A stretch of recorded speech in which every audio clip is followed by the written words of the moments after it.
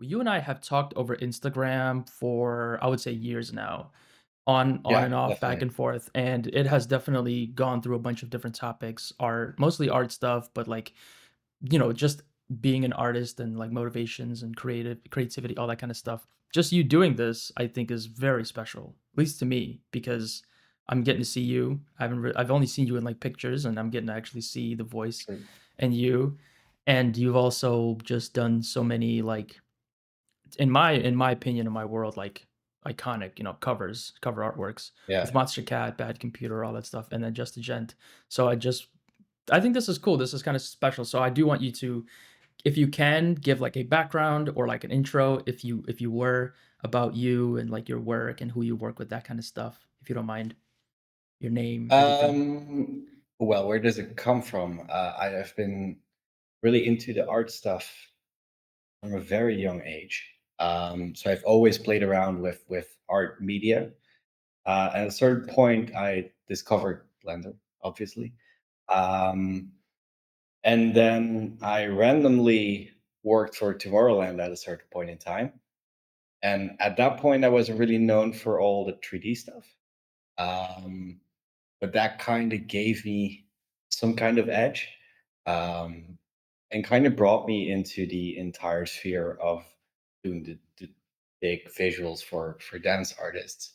Um, and that's how it kind of came to be. I think it's very shortened, but that's kind of how it happened. And then, to be honest, like all of the people that I met was really randomly.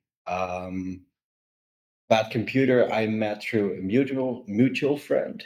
Um, we were both in Amsterdam, and we started talking. We didn't even meet the first time, which was weird. But we had a really good connection. And then Just A Gent and he actually just started following me on Instagram. Um, and then we started talking, and we also had been talking for years before we actually decided to do something together. Um, like my background, I feel like uh, I've kind of developed it all myself. I did study at an art school in Brussels for animation, but I don't feel like I've learned all that much over there. Um, Can I just jump in real quick?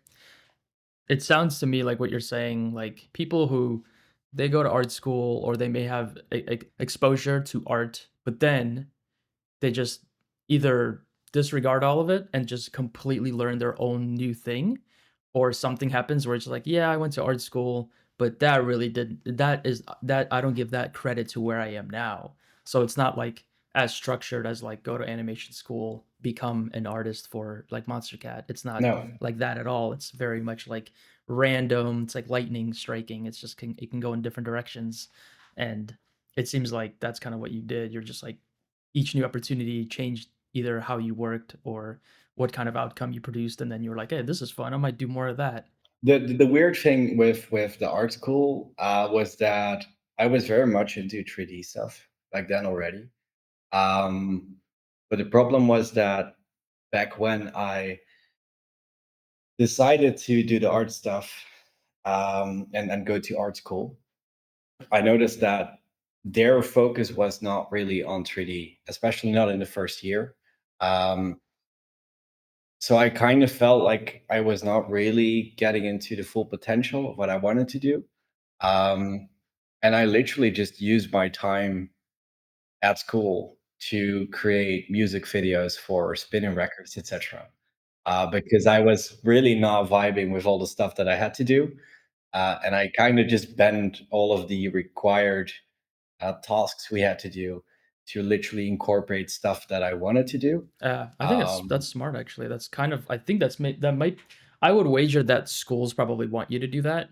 They just kinda try to throw everything at you and then hope that certain artists have a passion for certain things and they'll, like, gear it towards that, but I think it's a combination of, like, some artists don't know or some students don't know that that's okay or that they may be encouraged to do that, so they don't do that, you know? They don't wanna, like they wanna get the good grade, they don't wanna, like yeah, they just wanna like, "Okay, I have to make this artwork, I'm gonna make it, like, to the T and fulfill the requirements," and just get the grade and move on. I'm not gonna explore, get a lower grade, but potentially do the thing that I want to do or pivot it into something I want to do, you know?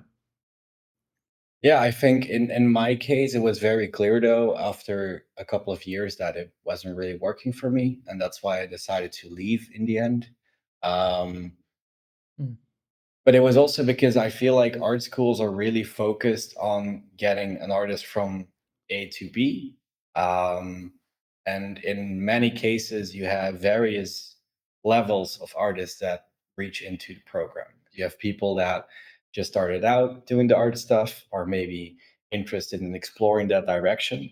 Uh, Mine was animation specifically, so people that I studied with were all into the mindset of I want to make animated movies, but obviously there's a range of things you can do with animation. right. But there's also various degrees into how capable people are when they enter art school. And I definitely noticed that in the people that I studied with, some were really far beyond in their own field, but really lacked in, for example, the 3D stuff. I would say that I'm not the best drawer. I know that you're insane at drawing. I'm not the best at drawing. I sketch a lot. I used to be better, but I don't do it as often anymore. So Yeah, it's definitely not the quality that it used to be. But in general, I really felt like some people were insane at that, and then just really wanted to understand 3D along the way. interesting. Um, and I had people that are very new to the whole art stuff, which was Yeah. also really interesting, but they were like insane in storytelling. I think the best Mm, stories mm, came from those people. Um, but yeah, it was interesting because you had obviously people were really leaning into the stop motion side, then people from more towards the 2D side. mm, And then you had me, who was like one of the few people that was like, I really want to do 3D stuff. And to be honest, at that point in time, I wasn't really interested in all the other things, mhm, mainly because I actually did some workshops when I was younger, and I tried them all out. So I knew that it was not really something that I would do for the rest of my career. It was interesting. fun as an experiment to feel the medium. Um, but I also noticed that it was not something that was like, yeah, this is something that I'm going to do for the rest of my life. And that's something that I felt a lot more with 3D, even though back then I would argue that the stuff that I was working on back then was not really that brilliant. Mhm, I've definitely grown a lot over the mainly last few years, to be honest. mm, Um, so it was really just the the actual feeling of like 3D as the stuff that I really went to go for. And that's when I noticed that the art school I was at was not really working for me, especially because they were leaning very heavily into like the art side. They didn't really see the whole point of doing it like very commercially. yeah, And what I was doing was in their mind very mainstream, very commercial. yeah. Um, and art schools don't tend to like that. I've noticed. Okay, so it was a bit of like a fine art kinda thing, like art for the sake of art Yeah, kinda thing, and not for, like, making money. no, absolutely. That makes Like sense. most of the people that I know that actually went through with the whole animation thing made very artistic movies, very Yeah, beautiful projects, but very artistic. yeah, Um, I think that's definitely, unfortunately, a bit of, like, the hard part is, like, in the art world, you know, there's 2 kind of career paths, is one is just, like, artist who makes these gigantic paintings like in oil paint and then sells them in galleries and makes a painting a year and gets like $1 million from like private collectors. That's like one direction. And that's the type of artist that can just make whatever they want.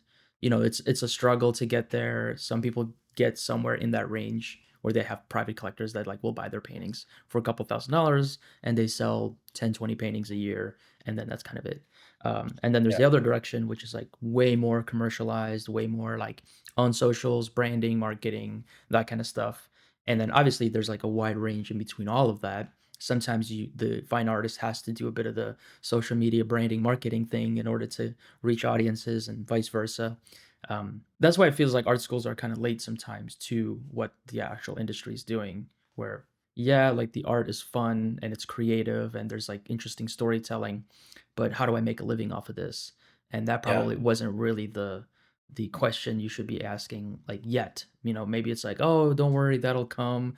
Private collectors will like your work and then you'll live off of that." But if you wanted to do something else, it was almost I could see it being like frowned upon even in that setting, whether with like other students or friends. Because I went to an art school similar to that. It had like digital art program, but it also had like fine art and illustration.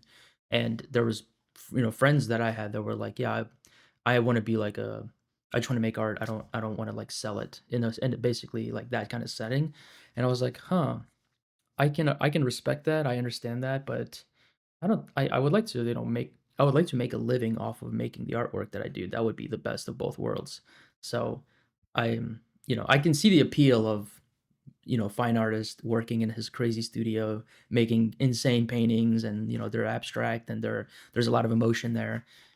I can see the appeal of that, but I think the reality is that's very hard to, and it's also equally as competitive to stand out in that world.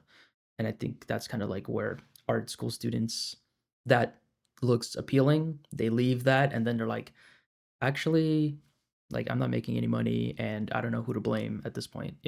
Yeah, ironically, like in case of the school where I went, because when I left, I had a whole conversation with my teachers back then, who were very talented animators, like in all fields. But I will say that back when I left, they told me that art schools are really meant to be there to find your own thing, which was already a problem in my case because I was clearly already finding my own thing. Yeah. Um, and they also told me like you kind of buy the space and time to experiment to get there. Yeah, that's And that was fair. actually really interesting. Like Yeah. I definitely understand that if you're not really sure what you want to do. But I feel like in my case, it was very clear that I knew that this was the thing that I wanted to do. There was not really anything I really wanted to experiment with anymore Yeah. because I knew that it was not really sustainable for me. Um, and it was really the point when I decided maybe it's better to just go my own way and see how Yeah. it goes. I just wanted to touch on the like art and music side for you because you said that you were already doing music videos for Spinnin instead of like the class work that was assigned, and you were like Yeah. you kind of turning that into that kind of work. So I guess for you, how did art and music, like where does that first intersection happen? And because that's clearly where you are Um, now, so that must have been like yeah. really a strong like driver It was into your career. really, really strong. Yeah, I feel like I've always been brought up with music, like most people, but like my dad used to play Skrillex in his car. What the hell? Um, was a really big fan of First of the Year, which was really Oh, interesting because my dad is Jesus. 30 years older, and he was like, I really love that song. So Wow. it was he kind of really introduced me into the whole dance thing. Okay. I think I went a bit heavier and more underground. My dad stayed more in the house stuff Okay. later on, but he used to be a radio presenter in his young days. Oh, that's cool, man. So that's kind of where that thing really came from. And then obviously with Tomorrowland getting into the story, that was kind of like the first time I really linked the whole visual side and the music side. Um, it was not really an actual animation project or anything. I actually worked on the main stage, which was a super cool experience. But then afterwards, I really got into the point that I wanted to do my own thing. And that's when I started experimenting with doing the 3D stuff for musicians. Started out very small, and then kind of grew into something that I really didn't expect to happen. I think the first time that I heard that I was going to make a music video for Spinning Records was really insane because back then uh, I always had this vision. I want to do these kinds of things before I'm 30, and they were already happening before I was 20, which was really That's wild. insane. And then Obviously, the Monstercat thing came to be, um, which was really more into moving into my own music style, my Yeah, own music preference, I would say. yeah, Um, because Spinnin was really fun. It was a lot more commercial, a lot more mainstream, but it was really fun to work my style within that. Um, there's a couple of them out there, I think, or four, if I'm okay. correct. And then I moved on to all the Monster Cat stuff, and then Ho obviously Just A Gent. So it sounds like the order is like Tomorrowland, Spinnin, and then so and so and so. But like, Yeah, how did you even get to create artwork for Tomorrowland? there was this thing in Belgian schools, which is called South Day. I believe they still have it, but it's like totally rebranded. Not the thing that I used to do. But basically, you had to work at some kind of job. Didn't even matter what it had to be It's like for an one day, internship kind of thing, maybe. basically. Mhm. And then your salary would have been donated to a good cause. Um, That's pretty cool, a actually. lot of Yeah, it was nice because at that point in time you didn't really have the experience of having an actual job, that kind of thing. So they kind of pushed you into that mindset to Yeah, understand how to apply for a job, that kind of thing. And cool. obviously, because you had like um, the whole good cause thing and doing it for the benefit of others. It's like more incentive for everybody to take part in it because the people that are paying you are Absolutely. like, "Oh, well, this is going to charity." So how old were you around at this time? About 17, 18, maybe would be something like that. Yeah. That's cool. And then basically, I uh, sent a mail to a company here in Belgium that actually did a lot of decorations for theme parks, etc. So Mhm, they also work for like Disneyland and all those big brands. mhm, Um, and I asked them like, "Is it okay if I would come down for a day?" And they mhm. were like, "Sure." And then that first day, I worked on actual decorations for a theme park in Germany, which was really fun. And then at the end of the day, they called me into their office and they were like, "Yeah, we do this really small thing in the summer period.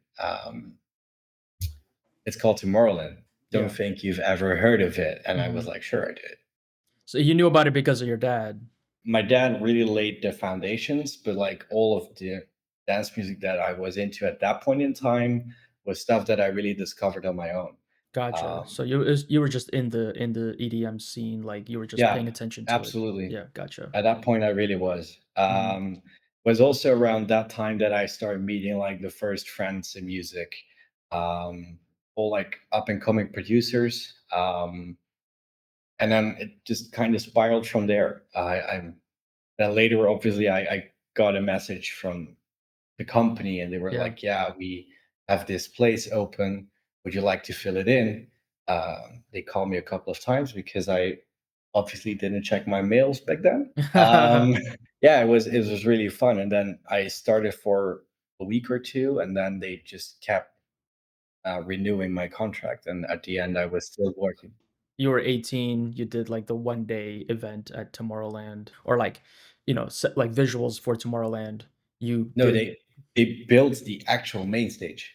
Okay, Like okay. the actual decorations, that's where what their job really was, Gotcha. is to do all the actual physical I decorations. see, I see. So you got to do Um, that for, like, a day. They were like, "Wow," like, something about your work they liked, and then was it just, like, every year after that you got to do work for every Tomorrowland event or something through them, or it definitely was a one-off, but Okay. it was a really good Kickstarter, I would say. Yeah. Um, because that was the point when I realized that I really liked working within the music industry, Mm, but that I really wanted to do my own thing. mm, Um, the stuff that I did, for example, full clearance was really minor. Like the actual like hardcore modeling is something you need to be highly skilled for. I talked to a lot of people that work there. Um, they literally had like 10-year long careers to mm. be able to even be allowed to work on that kind of project because it was really that important for them. Um, and I was more like doing assistant work basically, I see. So doing you the weren't like smaller things. were you doing visuals or were you doing like cleanups or like Really just helping shape certain elements of the stage. But it really just paved the way, I would say. Mm, Really at that point that I realized I really want to do like the art stuff that for music specifically. And I mhm. noticed that I was really into Blender at that point in time. And that was when I started experimenting with doing 3D visuals for music. And that's at that point, when I slowly started to build my way towards places like Spinnin Records. And that was the first time that I actually really showed off the full 3D thing, I would say. But you started learning Blender, you said like 15 years ago. That's way earlier than like most people started learning Blender. I think most people, at least nowadays, like when you hear Blender in conversation, it's like 2.8, 2.79, that time. That's when they Yeah. really grabbed onto it. So if you were starting to use it in like 15 years ago, how did you even come across it? Was it just like because it was kind of like in the culture or was it just like local? Like Um, what was the crossover there? Actually, through school, there was someone who did his, I think it's an end of term project, I believe. And it was about Blender. Oh, And that's cool. I was really into art back then as well, so I had a really good connection with my teacher within the arts. Mhm. And at some point in time, he asked me, "Can you come to my classroom? I want to ask you something." And then he told me about this student in his last year, and he was doing his project about Blender and trying to learn Blender, and he wanted to make some kind of course to teach other people That's cool. how to use Blender. And that's where it really started. To be honest, though, at that point in time, I didn't really have as much time to work Mhm. on it. So I was not as actively involved as I could have been. Yeah. But that was really how I got to know the software. Yeah.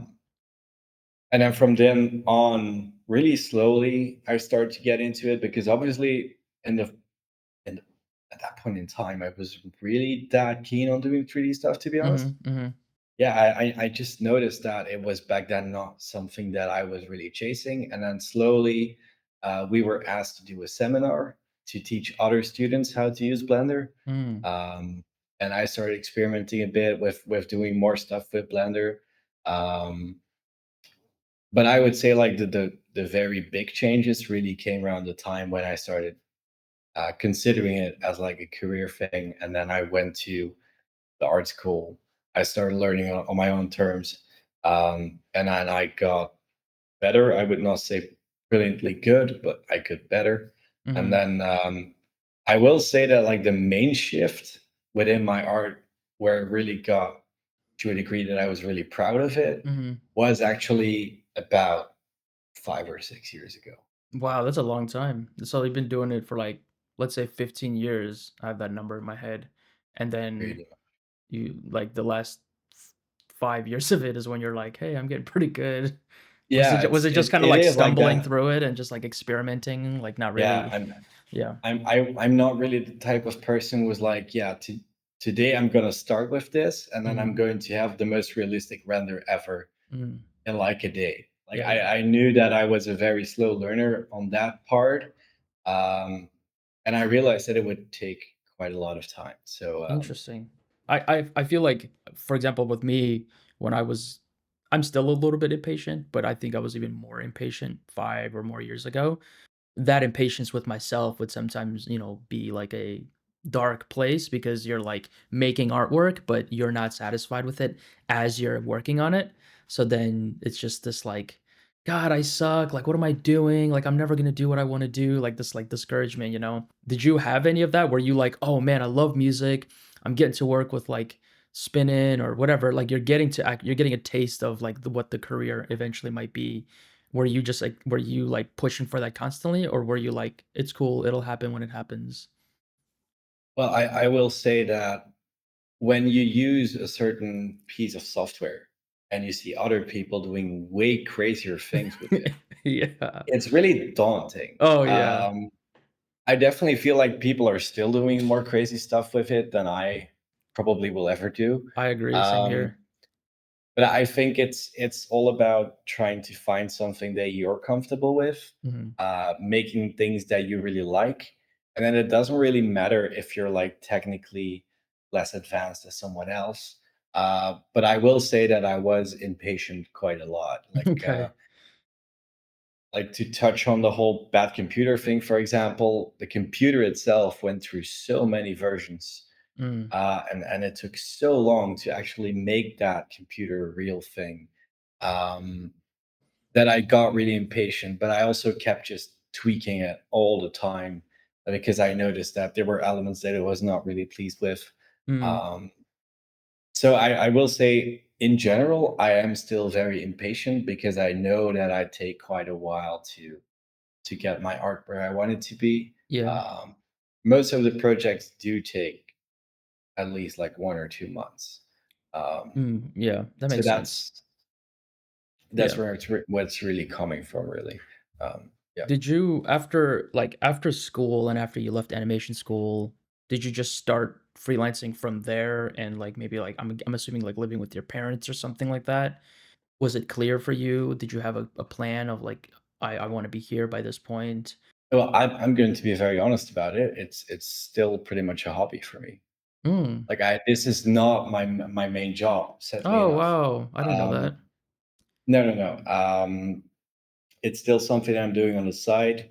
I am most likely going to scale it up in the very, very near future. So Um, your freelance art is, like, is, like, on the side of, like, your main, like, job that you have, which is your main job you don't have to get into what it is, but is it art related? Is it not art related? Is it, like I'm assuming it's something stable, obviously, if you're able to, like, do that yeah, 8 9 to 5 and it's then do the art stuff. well, a long story short, I work at a laboratory. I will say it as it is. You're a So scientist. it's a very, very different thing. Uh, Inspiring machines they have there. I will say That's that. cool. Um, but yeah, it's definitely more to keep the whole situation stable because I'm not really that confident in the whole art stuff at this point, that I Mhm. really feel like it's something that I can do full time to sustain myself. Yeah, I think it's a Um, big jump to go from when you have a stable job and you're able to do art kind of like on the side and keep that going yeah, and you can tank the slow months and busy months, like you can kind of adjust for that. It's really hard, I think, to take that into like your full-time thing because then it's yeah, like this up down of dry months, like, heavy months that becomes your whole life and that can be either very stressful first of all to have like a normal life around and also it can be very like I think taxing on your mental because when you can just go to a job every day you don't really take on the risk of like whether that company like fails or not but when it's quote unquote like basically your company you take on all the risk and you're like a one-man team one-man company and you have to wear all the hats of a absolutely. company it's like can kind of be too much. Yeah, for now, I'm actually really happy with where I'm at. But I also know that like within the following few months, I really want to push it up a bit more. I feel like especially the last few years, I made art very sporadically, Hmm. and I definitely want to have more of a system within that. There is a very clear plan on how to do that. Hmm. Um, but it's all about like wrapping up certain projects that I'm really excited about.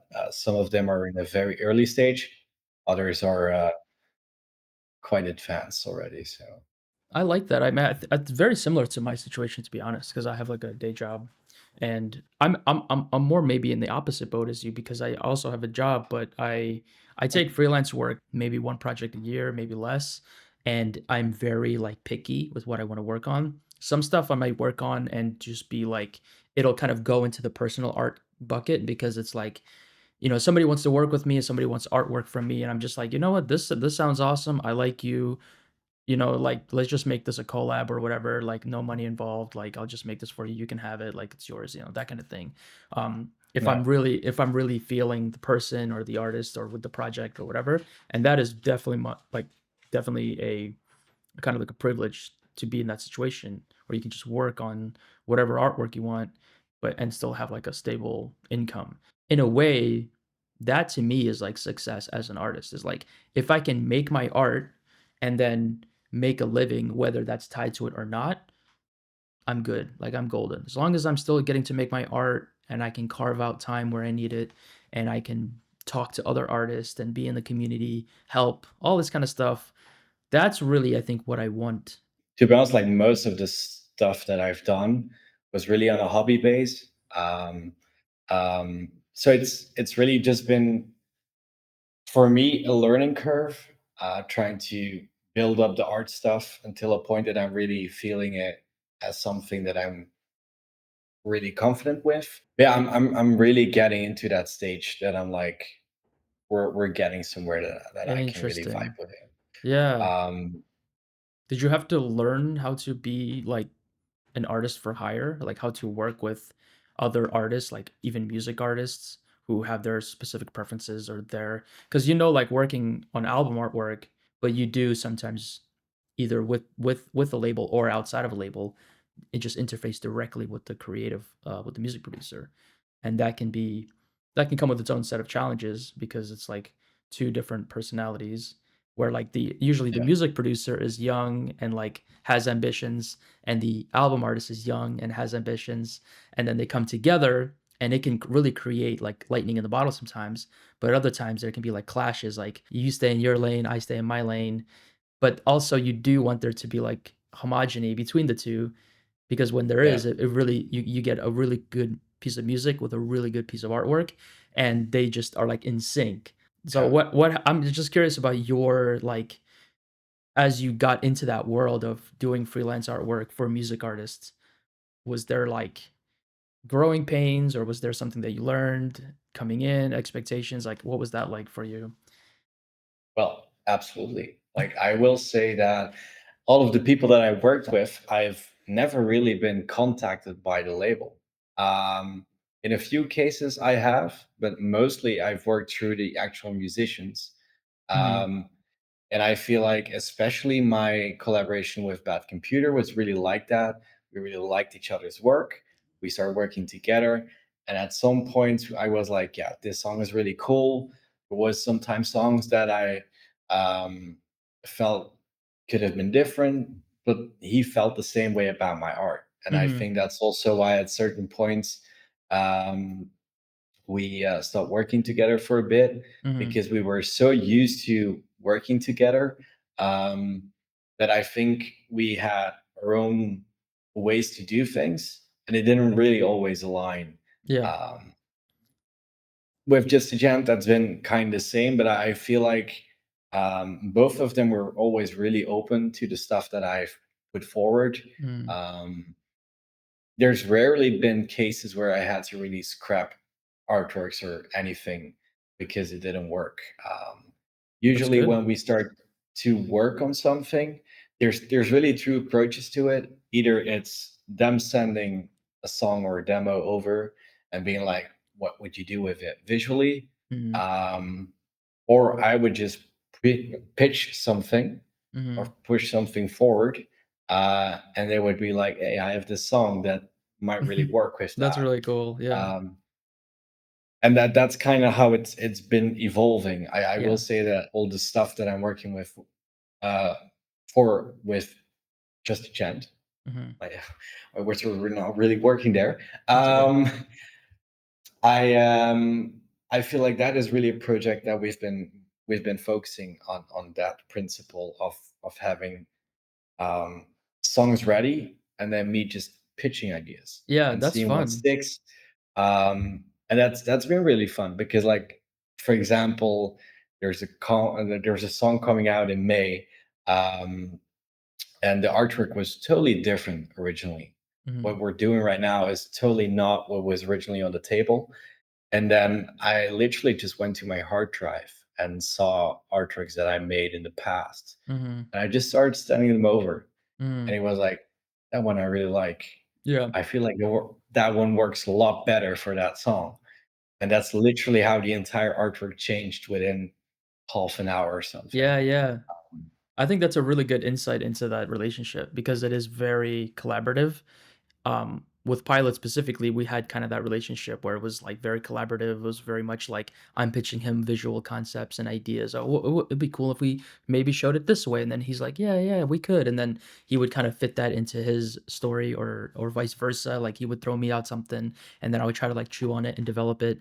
And it's really interesting to be in that relationship and then see the fans like reaction to just the music or just the artwork, because that's all they get. They only get one side of it. They get just the release. They don't hear the 100 versions of the song. They don't see 100 versions of the artwork, and they don't know how much thought or how little thought goes into certain things. But Yeah. it is really interesting to be in that, and then once the fans see it, you can be like, "Oh, interesting. They like that or they dislike that. I would have expected otherwise," or this is one thing they're picking up in the artwork versus the song that I didn't even think that they would. So it's kind of interesting too. Also like fans have their speculations about like how certain ideas came to be or what was the inspiration behind certain ideas. Sometimes they're right, sometimes they're wrong. And that's also just a very interesting thing to be kind of brought along into as just an artist. I know music artists probably have that all the time, but to get brought into that world as like a collaborator and to kind of experience it through them or through that project, I think is like a very unique experience.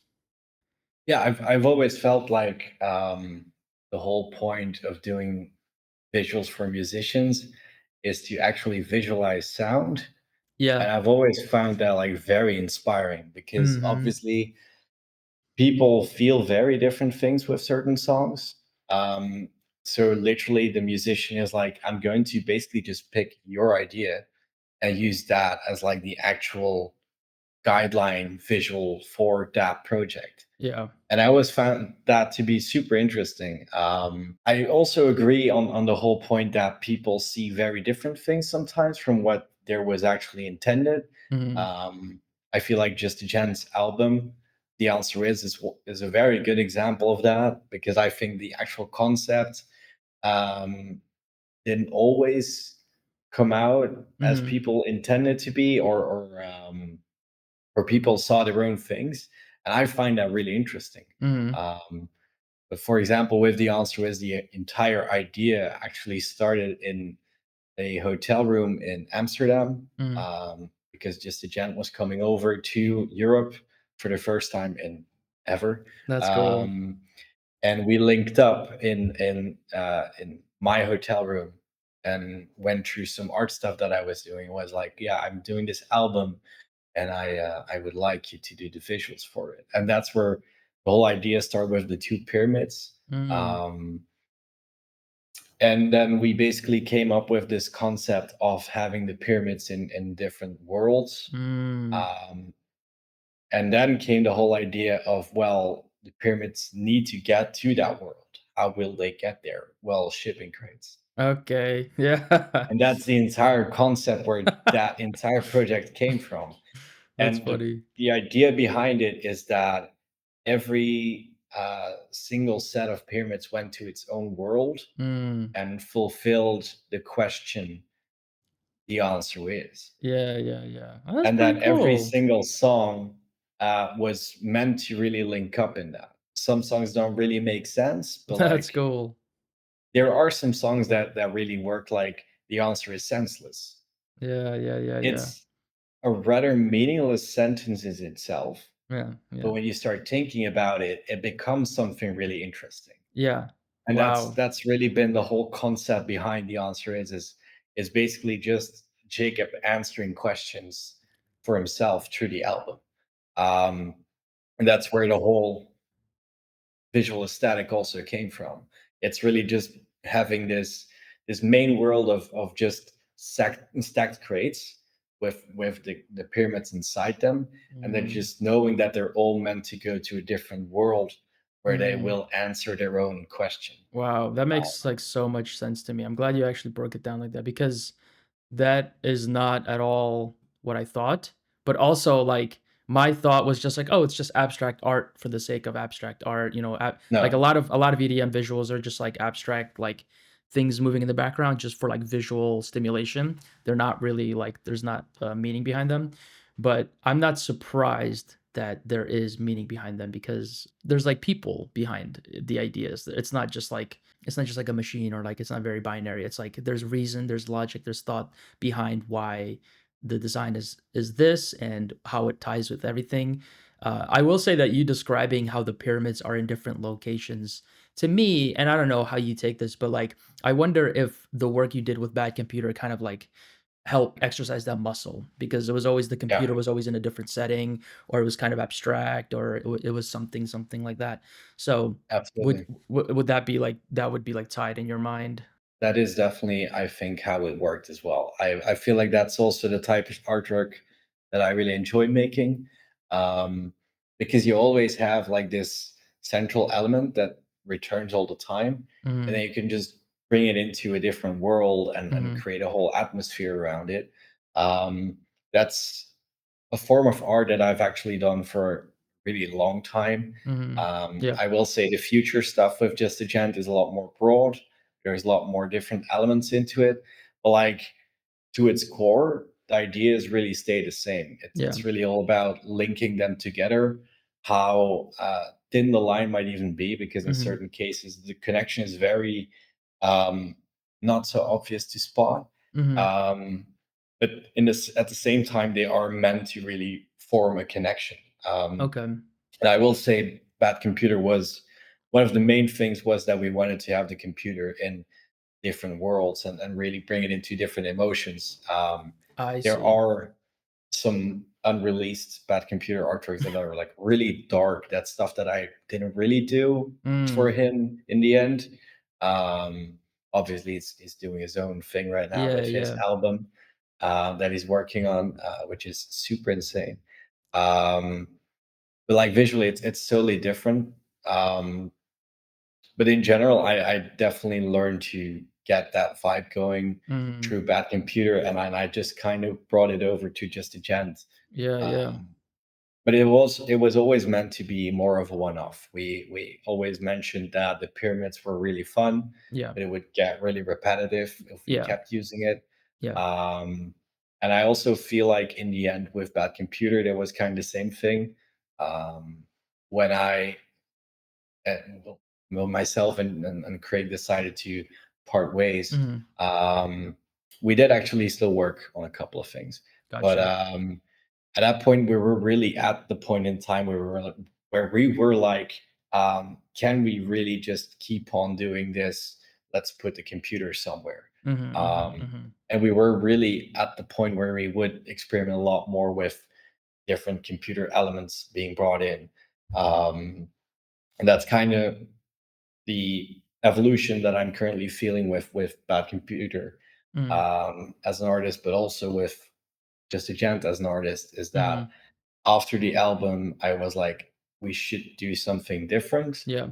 But then obviously with the EP that came out afterwards, which was like a company Mhm, EP, um, companion EP, I mean, mhm, we really brought in the project vibe, but we did mhm. something different with it because obviously the pyramids were gone, and I brought in all the racks with um, the archive shelves with all the files, which Mm, was obviously just representing all the unreleased stuff and all of the music that Just a Gent had stored mm. in his vault that he would never release, which Right. are quite a lot of songs to be honest.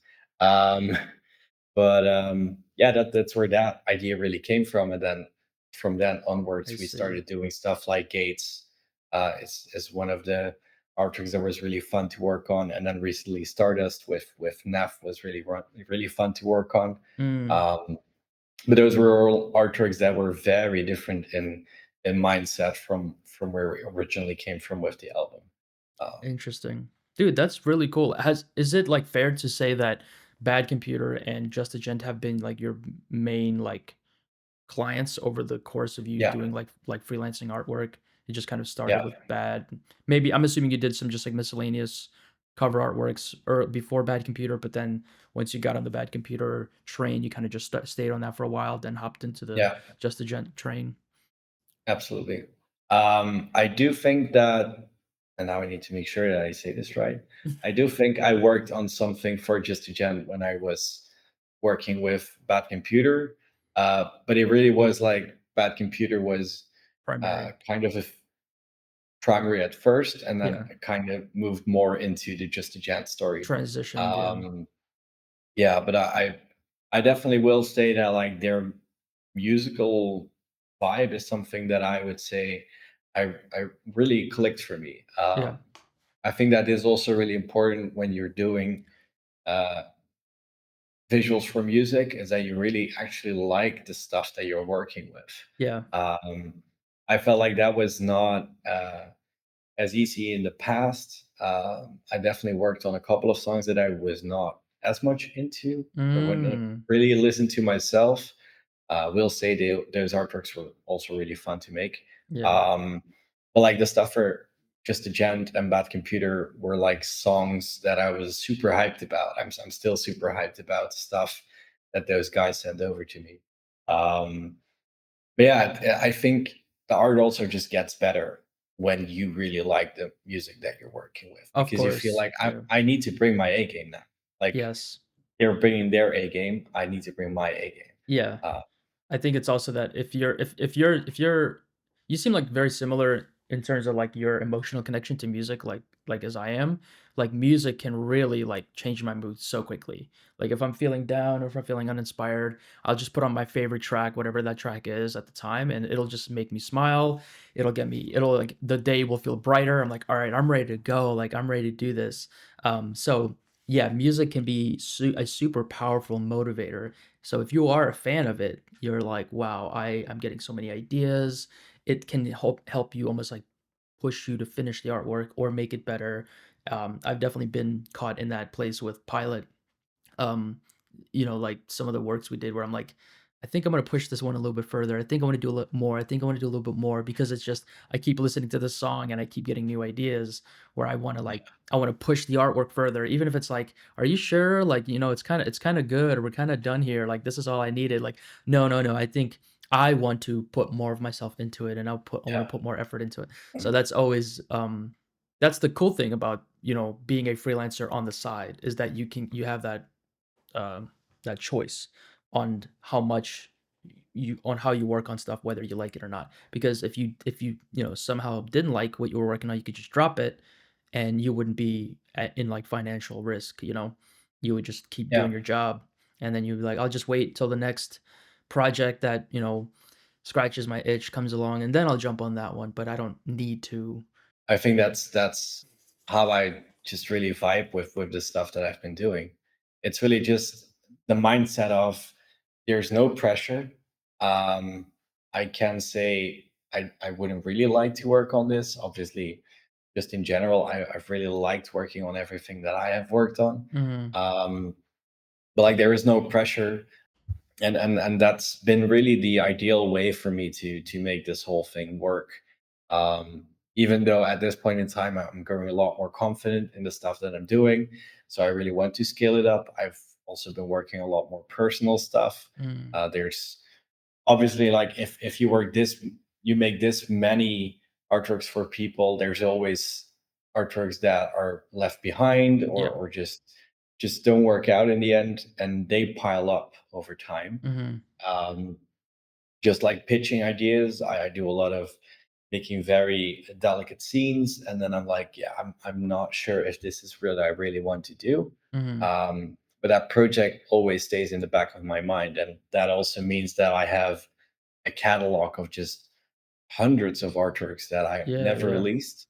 Yeah. Um, but like stuff that I'm like, I can really do something with this. Yeah. And then I'm just slowly working on them, building like a more personal library. Mhm. Mhm. And that's really the stuff that I would want to put forward in the Yeah. future. Um, One thing I'm curious about is that since you don't really post your artwork online, or at least in a way where the artwork is associated with your name directly, at least not that I've seen, like if I know that you make artwork for Bad Computer, I didn't know that right away. I think I had yeah, to go as far as like look into the credits of something, see who made the artist, like who the artist was, and then go and find them. That's like how I find artists sometimes. I see something, yeah, like, okay, who made this? I'm like Googling, looking at the credits, find the person, and then I go and reach out to them. That was kind of like how I found you. But how yeah. did how did Just A Gent find your work, or how did he get in contact with you? Were you putting your artwork out online? Like, how did he know that you I were actually the did. person? Okay. Yeah, there was a time when there was actual art on my Instagram. Mm, Um, but like pieces that I was not really as happy with anymore. And then on a certain evening, I just decided to delete them all. And wow. ever since, I didn't. There were not that many.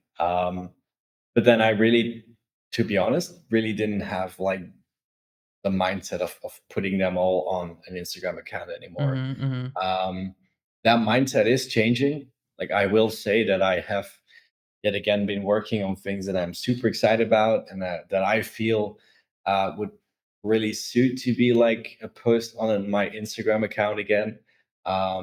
Like for example, for just a Jen's case, he really found me rather randomly, and mm, I think he does that most of the time. Even if he works with certain musicians, he finds them really randomly. mm, Because we actually talked about this, and he was like, "Yeah, I just saw your stuff pop up on Instagram, thought it was fire," and mm. then he started following me on Instagram, and then slowly we started talking, and then it really took some years before we actually decided, like, let's do something together. We've known each Interesting. other for quite a long time. And then at that point, it was one off. And then the album came to be. And I think it's been kind of the same case with Bad Computer. Well, Bad Computer and I, we had a mutual friend. He Mhm, linked us up because he knew that I was a really big fan of his music. mm, Um, cool. and then we just started talking about what we wanted to do. And then I was like, you know what would be really fun if the computer that you've been using, if we just made it 3D. And Yeah, then it was ooh, like totally on board with doing that. yeah. And that's really how that whole project really came to be, just like making the actual brand more 3D because Yeah. I knew that Craig was really interested in doing that. And I've also experienced this where it's this is kind of advice for, like, if if you wanna work with somebody, you can just be like, "Hey, it'd be cool if your artwork looked like this." And then, like, if it if it's simple enough and it's something that you can do, like, as a fan, you can go to if you wanna work in album artwork, for example, you can it's one thing to just give somebody unsolicited advice or, like, ideas for something that you can't, do anything with, but yeah, that's definitely a fun way to be like, "Hey, what if this was 3D?" And you're like, "Okay, do you know 3D?" "I do." "Okay, like, let's see what you could do." "Okay." And then you do it, like, and That's because you're a fan already, it clicks much faster because 'cause you'll kind of already know what they like and how to fit into that, and that can be a really good way of just, like, finding that mutual relationship and end up working together. Yeah, and I think that that's really how it worked for Bad Computer. I will say I did try this a couple of times. Didn't work all the time, but it's "You should make it's this been really 3D." "No." interesting. "Okay. I'll Yeah, leave." or just in general, like pitching ideas to artists for just like stuff that would be really fun, and then it really just landing flat Yeah. because like obviously I have a lot of respect for a lot of people in the music industry Yeah. that I work with or haven't worked with. Yeah. Um, and I realize that in some cases, certain artists are really chosen for certain projects Yeah, yeah, yeah. because it's just like either the vibe with the actual designer Yeah. or the entire visual aesthetic. Yeah. Um, and I think that's what's really interesting is that we're all doing our own thing and we're finding our own niche. Yeah. And we're really just working with the people that are interesting to us and Yeah. that obviously we are interesting to them to Yeah, yeah, work with. yeah. Um, so I wasn't really ever really heavy in doubt over certain things Yeah. or feeling like I was really gutted that I really didn't get a project because I was like, to be honest, that person probably did it better than Yeah, I would have yeah. had. I Um, remember a long time ago reaching out to man, I was in school still, so I was really hungry for freelance work, and I just went on Wikipedia. Like, I listen to music, but I listen to music from all over the place, and I didn't know individual artists. Like, I was just listening to, like, Spotify, Pandora, like, streaming, like, listening to mixes on SoundCloud, just, like, the most random places, never really knowing what specific song I was listening to or who the artist was behind that song.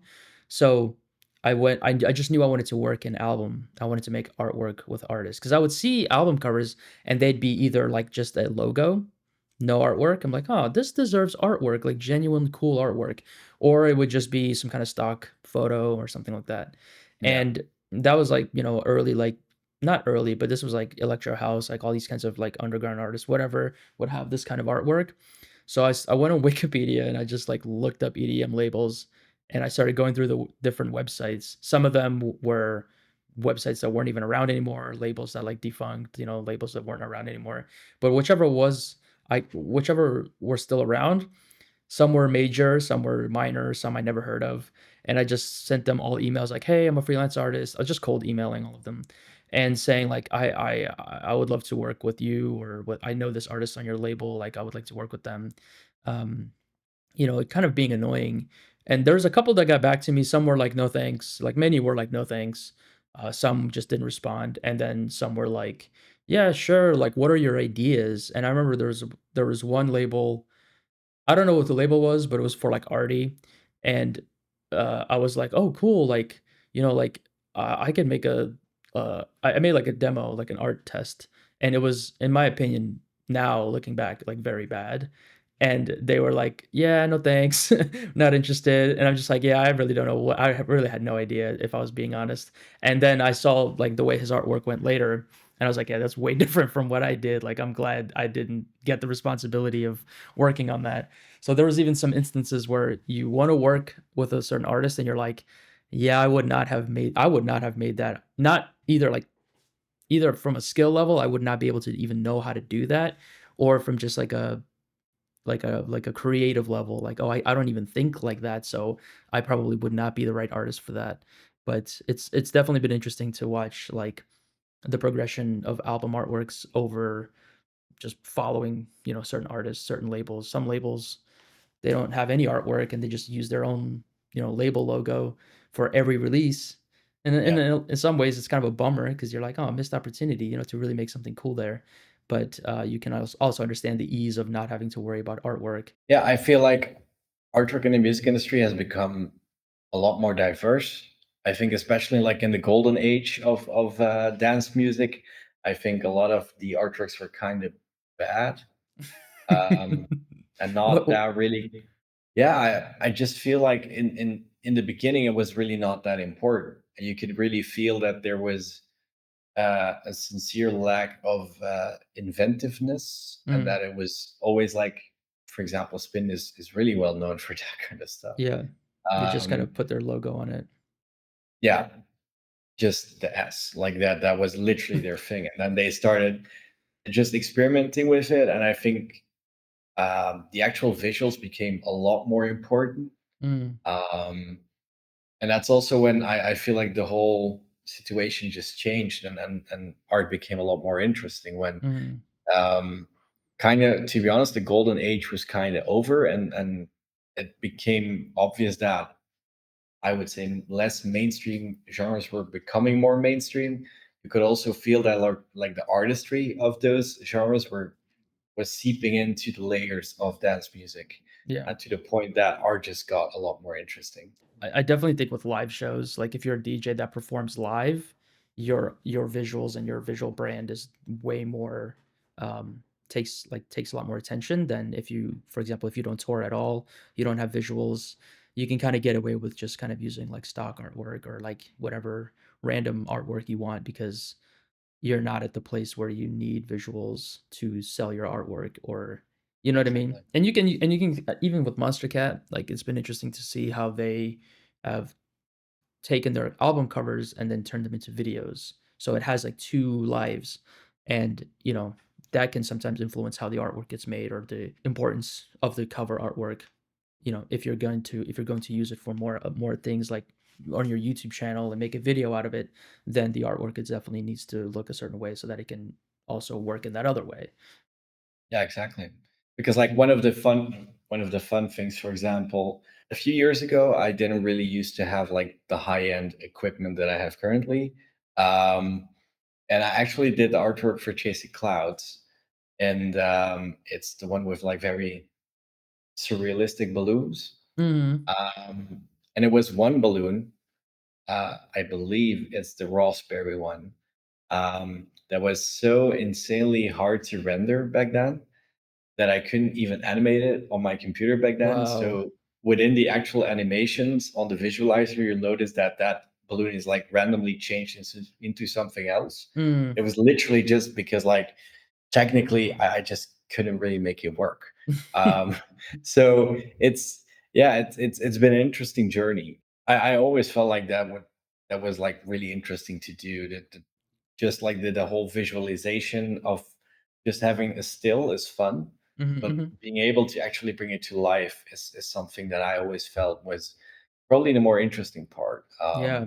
For example, Senseless as a single for Just a Gent had visuals that I felt were very meaningful in a very specific way. If you Mm, start mm, looking at it from that point of view, it becomes something that you can ask yourself a couple of questions for, and mhm, I feel like that is the stuff that I've been really enjoying, is just like diversifying it a bit. For example, for Stardust, the actual telescope was an idea that I did years ago, mm. then vaulted, and then recently it came back up, and then Jacob was like, honestly, I would really like that to be the artwork for Stardust. That's cool. um, but that was also more of an symbolic piece because I felt like the telescope being in the looping vibe, it just felt like it created some kind of vicious circle Yeah. thing, and then just like bring the world together.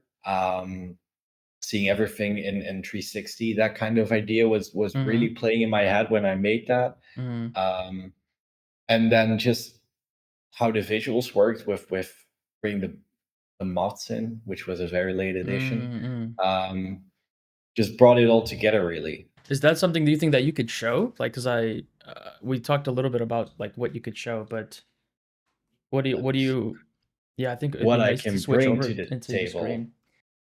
Yep. sure, then this is the exact piece that was actually released. Mm.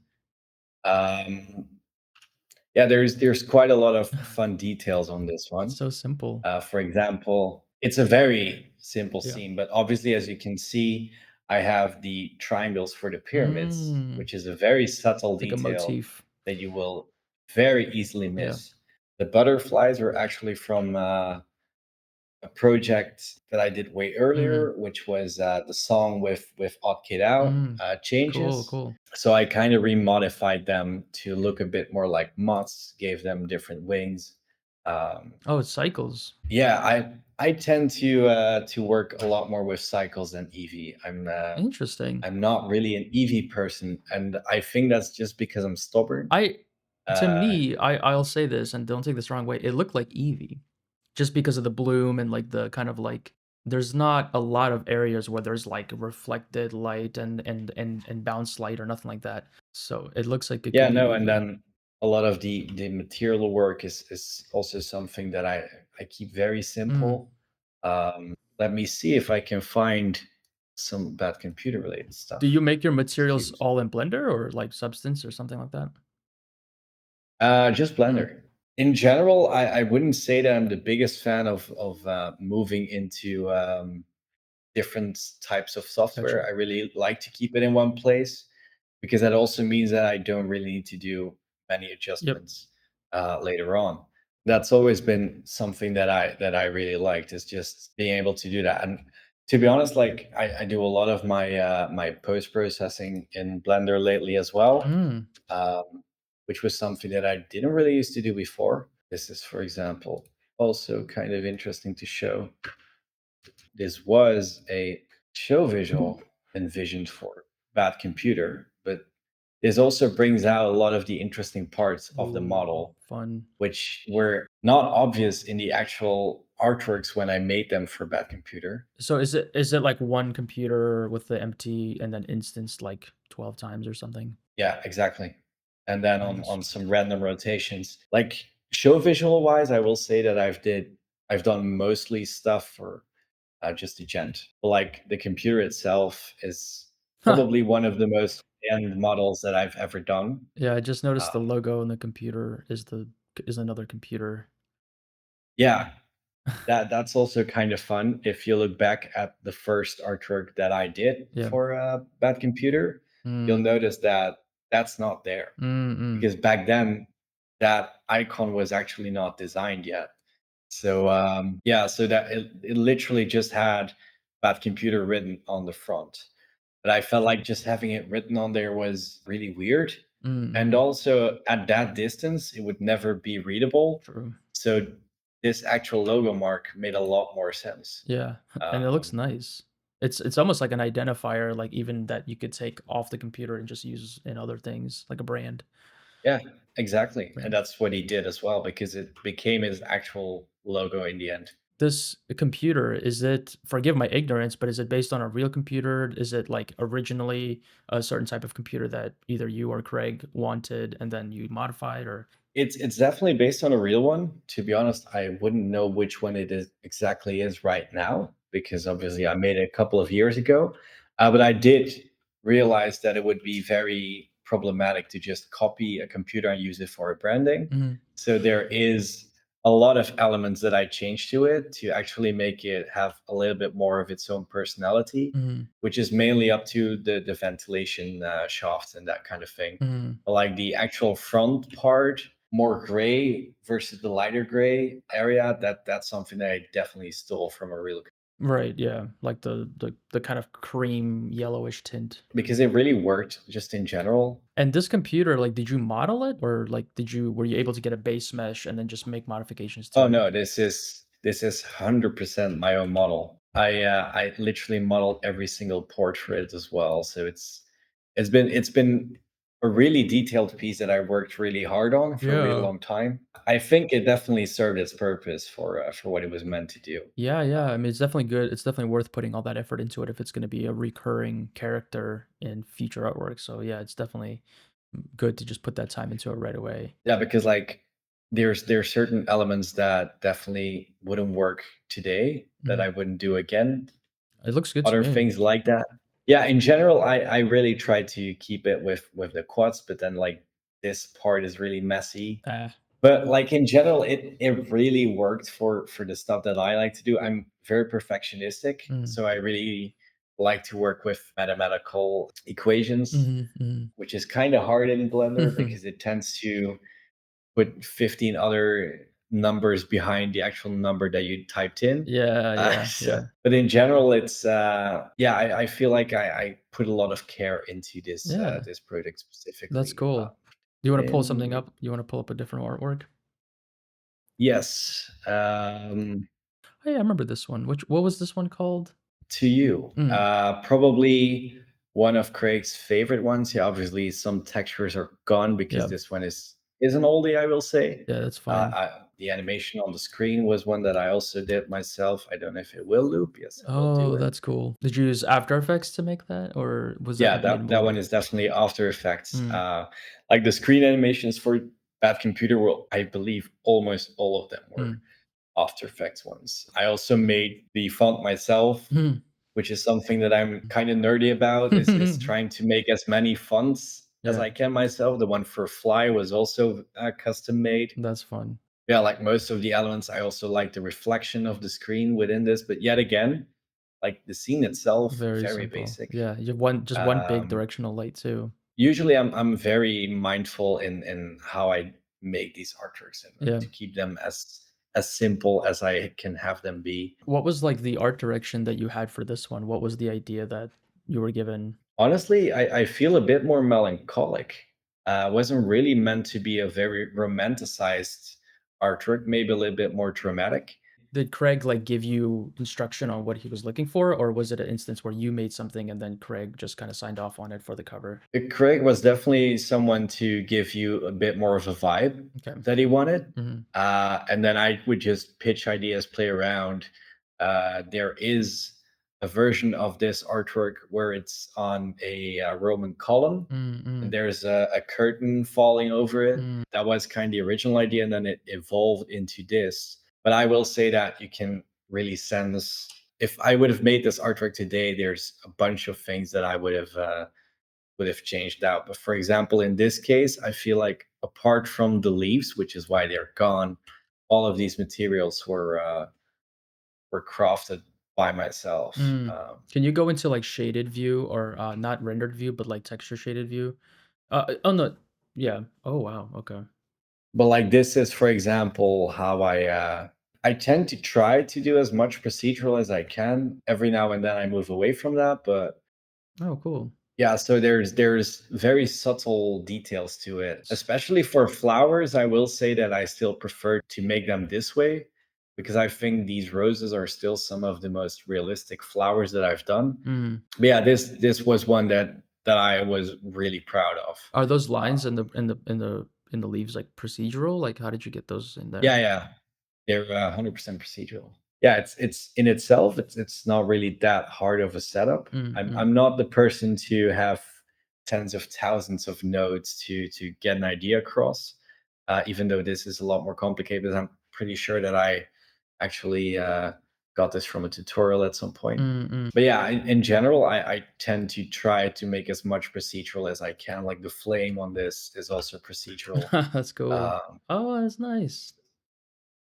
That's very nice. So from this close, it's not really looking that good, but in the Yeah, dude. actual artwork itself, it looks really good. Yeah, And I think that's also really important is trying to understand that an idea is made to be viewed from a certain point of for view, sure. and then just making sure that it works from that point of view. So, one thing I noticed is that there's, like, some roses there on the right and left side. Is that for, like, a wide format version? Yeah, so Okay, I always keep in mind that I needed this for I think for the actual visualizer, those are definitely visible. okay. But I also tend to make sure that the scene is worked out to some degree because I know that I will need elements for other formats that are not necessarily necessary for the actual artwork, Mhm, mhm, but they will influence how the entire thing looks.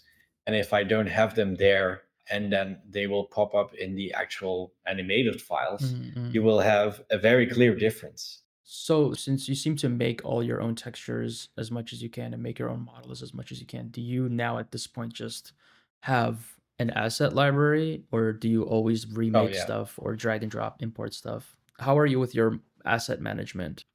In general, I kind of know in which files I have to search. So you append stuff that you want to like recycle. I tend to do that quite a lot. Let me see.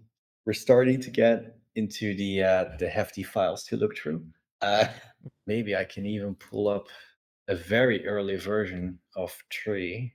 I think 3 is Let me my see. second favorite to the one I said, which I already forgot. This is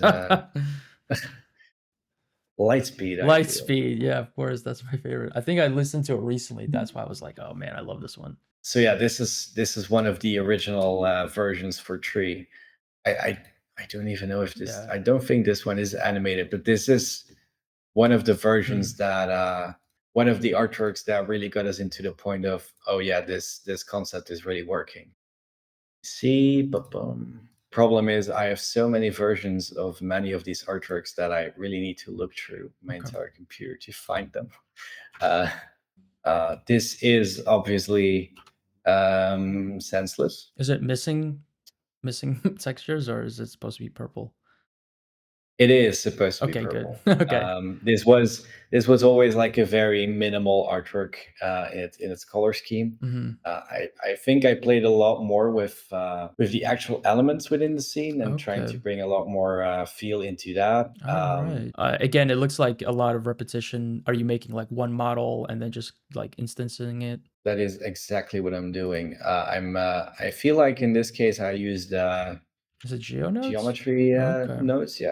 For example, in this case, I had three variations of the same column. Mhm. Obviously, one with the candles, then I have one with just a pillow, and then I have another version with a pearl that I'm currently trying to find. Here it That's a is. good pearl. How did Um, Okay, so I have a couple questions that I would like you to answer. So, like, for example, with the bad computer, it's all hard surface. And do you switch between hard surface and like organic modeling, or do you prefer to do the hard surface stuff? Like are you jumping into sculpting, or are you just getting assets and then modifying them? Obviously, I make all these myself. The candles are a lot more organic. That's one where I really used the sculpting. But in general, I will say that I prefer to use hard surface modeling. It's kind of my forte, I Mhm. will say. I also feel like my work, or always felt like my work was more interesting because there was no real case of having. Ooh. Mm. Wow, that's fun. Yeah, I also think this is like super satisfying. It's um, very yeah. yeah, I will say that like it's been since my days at spinning that I actually used organic shapes. Mhm, I mhm. will say, Yeah. yeah, like even the butterflies are all very mathematically modeled, Mhm, and mhm. I wouldn't say that's a lot of playing around with sculpting brushes, etc. It's Got you. it's more very basic modeling, and I think that's also the way that I prefer it. It's probably also the reason why I haven't really used other animals other than insects, Yeah. because it's a lot more of the workflow of sculpting, and I Yeah. wouldn't say that that is my strong suit. Okay. Um, Did you make it and then start flying the camera around to find the right angle, or did you build the scene yeah, for this specific angle and then like into the animation, like how things are animated and connected? Can you show that a little bit? well, I think this is definitely like the main setup for the actual artwork. Mhm. So that's really been the core part where it all started. And then I just started looking at angles that I really like to have as something that I could animate. Because for this one, there are a couple of different files, and then I just played around with it a bit. But like in general, it's in my case, it's a lot of trial and error. I don't tend to see the vision directly, or have ideas on angles. I just make the artwork and then I look at it and see what works, what doesn't work. Because this one I realized was very much a happy accident. I also remember that I tilted certain elements like by 5 degrees or something just to make Oh. sure that it all worked. Because obviously, like this, it Mm. wouldn't work. So it's really all about like the small things, I would say. So the camera is Um, parented to that object that's at the focus and at the center, yeah, and then you're controlling the camera with that object yeah, instead of the camera on its own.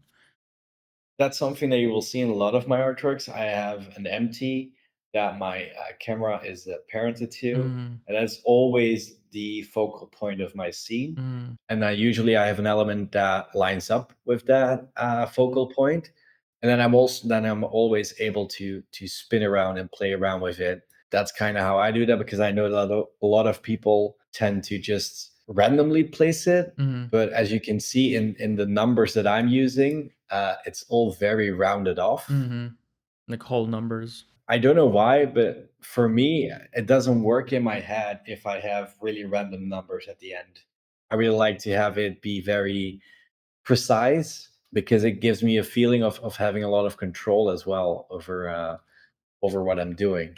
I'm similar, but I've run into a handful of times just like obstacles trying to work like that. That's my brain wants the number to be whole, but the animation or the loop doesn't work if the number is like Exactly. whole. So like, do you just kind of at the end of the day just go with whatever looks better, whether even if you're not happy about the numbers being specific? Well, honestly, I tend to just search until I find a number that works. I Oh think my that's god.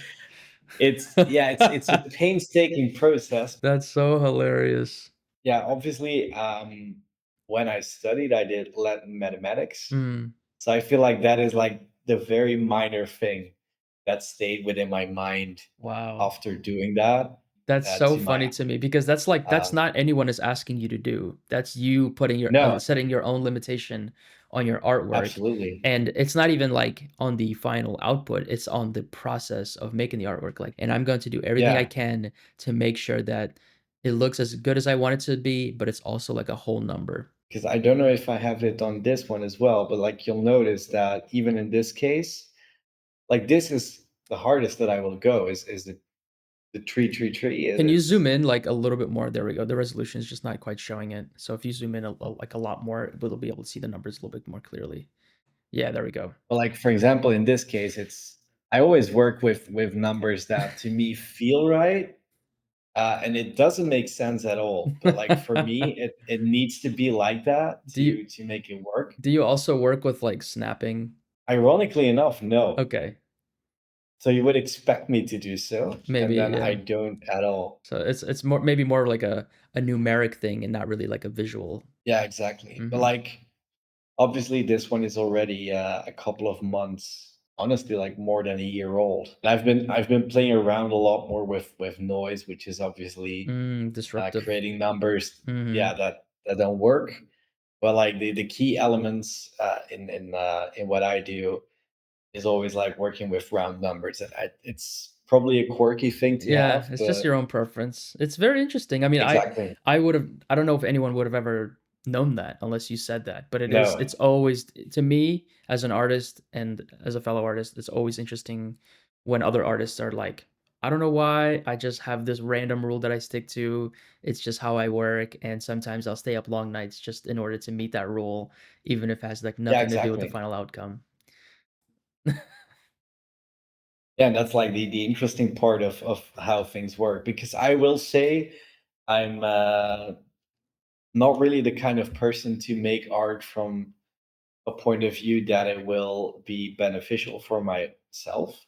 As in, I tend to make things a lot harder than they have to be. Like, for example, in this case, I could have done this with Oh, that's a really cool a angle, actually. missed pass in the compositor, but then I Nah. used, The volume cube. The volume cube is always the way to which go. is a classic. Yeah. But like there's elements to this that are not really necessary. Like for example, the floor itself is a checkerboard pattern, Yeah, which is do you ever see the floor? no. Mm. So that is like That's for you. it's it's elements that I tend to do. I a lot more careful with those these days. Yeah. Like for example, the artwork that I'm putting out in May. Mhm. Um, You know, it makes sense to me, again, as another artist that will build the scene first and then find the camera angle. It's like I build the scene. Then once I'm in the scene, like, emotionally and, like, creatively, I'm in that space, then I can start being kinda like a little director with my camera, my cinematography, getting all that set up. Then once I have that set up, then I start really dressing the final shot with additional I start moving things around, or I start introducing lights or other materials that work specifically in that view. yeah, exactly.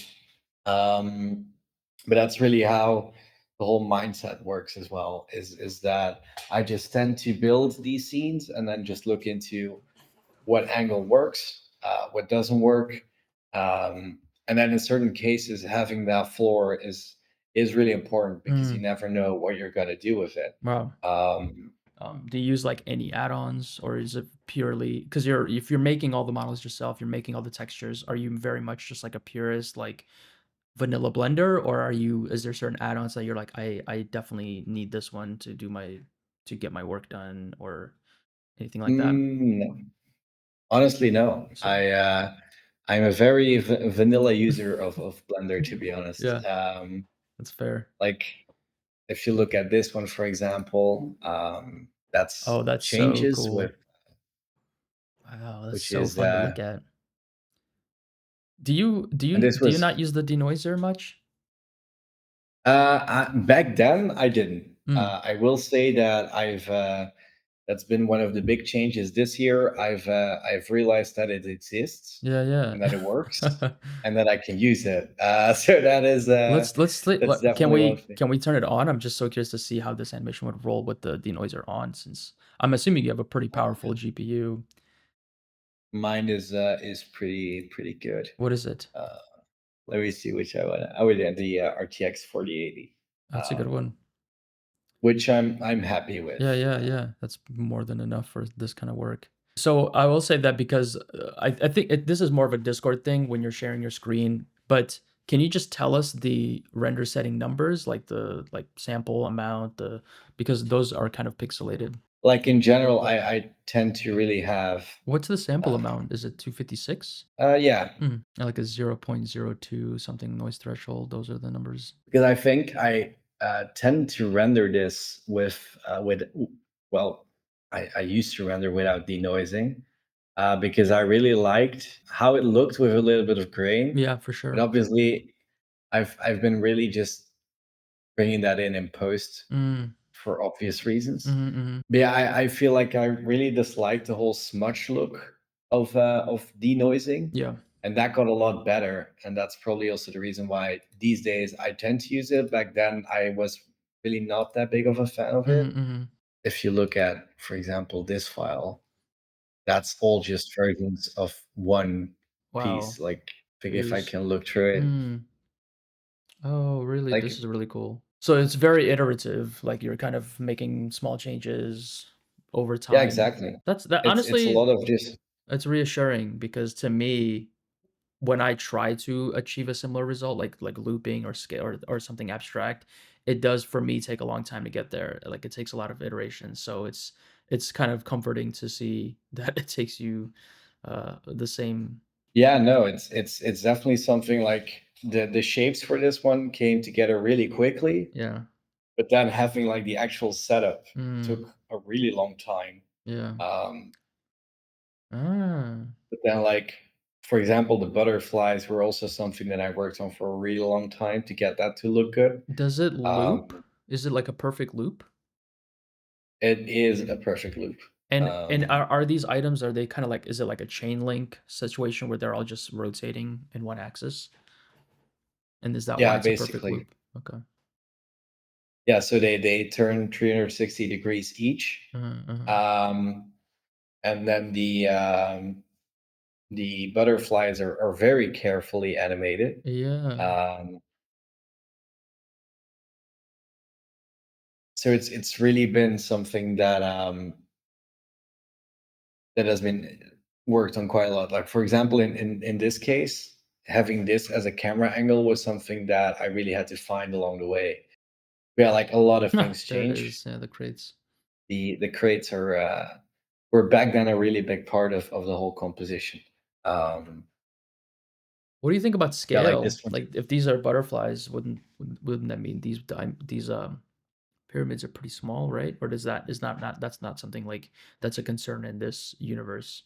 The whole mindset of a universe is that universes had their own standards, Yeah. which means that in general I could make elements as big or as small as I wanted Yeah, them to be. it's all Because made for up. example, in this case, I will say that there is obviously a real life scale. I would say like a meter tall Mhm, for the mhm. entire structure. That's really just been some form of guideline Right. that I set for myself. Yeah, I wanna see this Because whole like scene. this, it's Wow, interesting.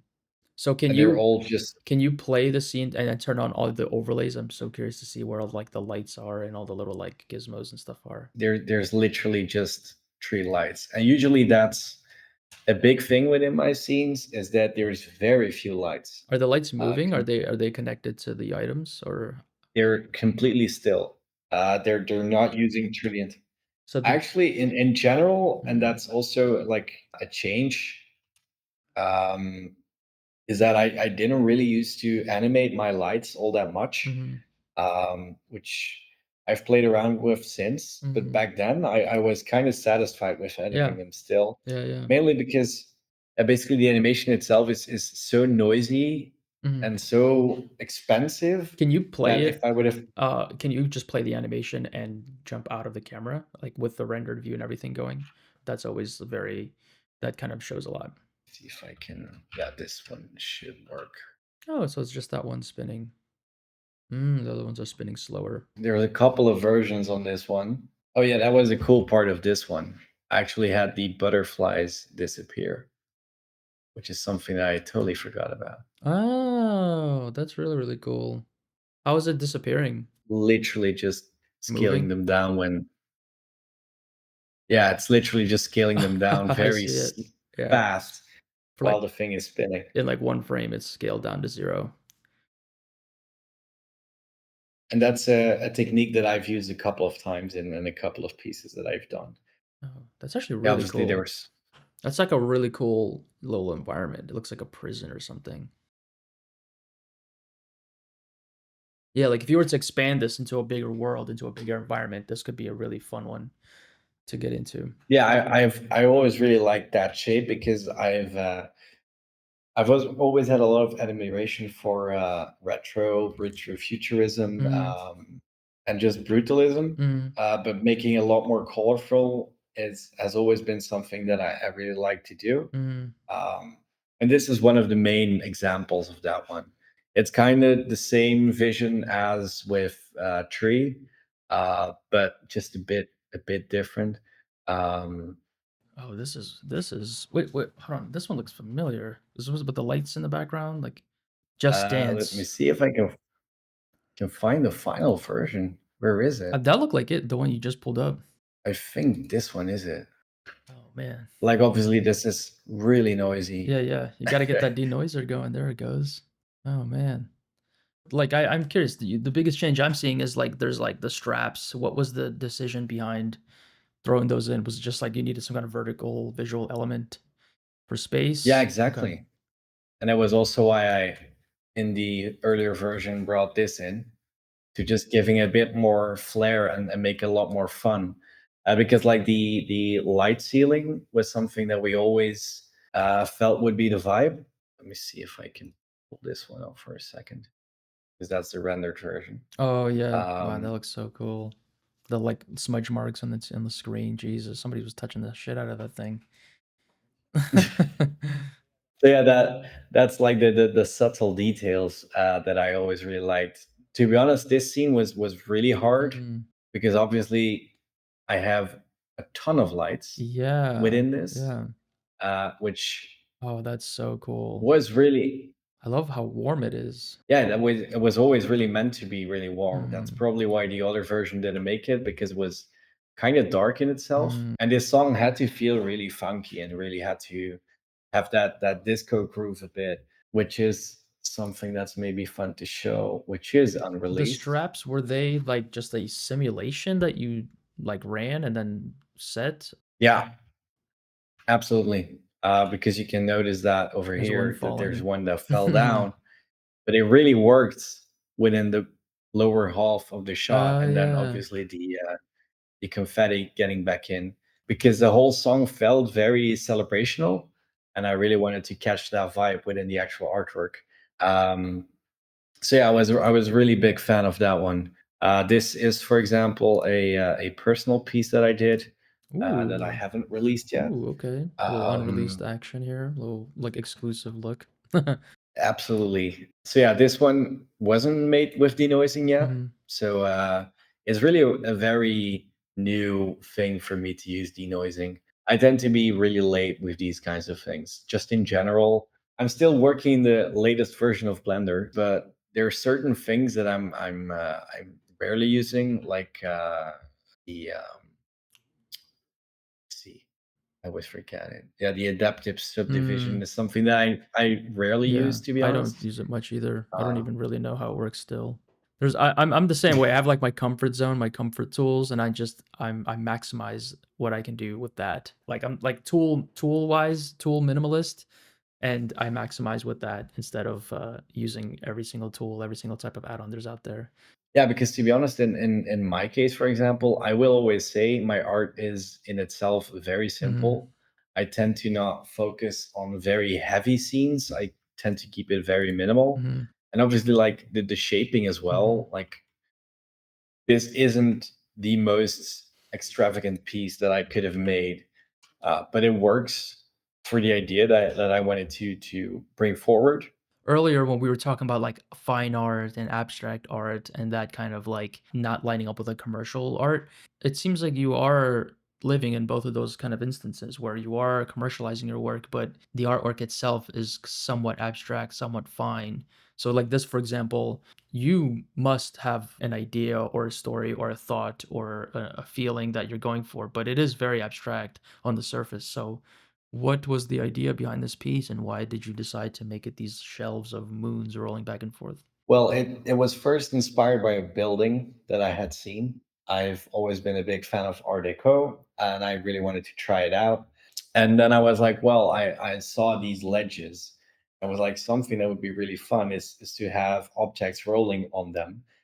and then it became moons. And I think moons are very symbolical. Mm, I've had them in quite a lot of my artworks, mhm, especially rolling moons. I don't know mm, why that's such a mm, big thing. mm, It's one in one of the teasers for I think it is for Tree.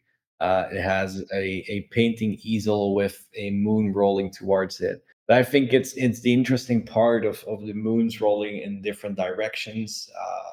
Really being in different parts of the image, being in different parts of the world. You could see it as some kind of hierarchy.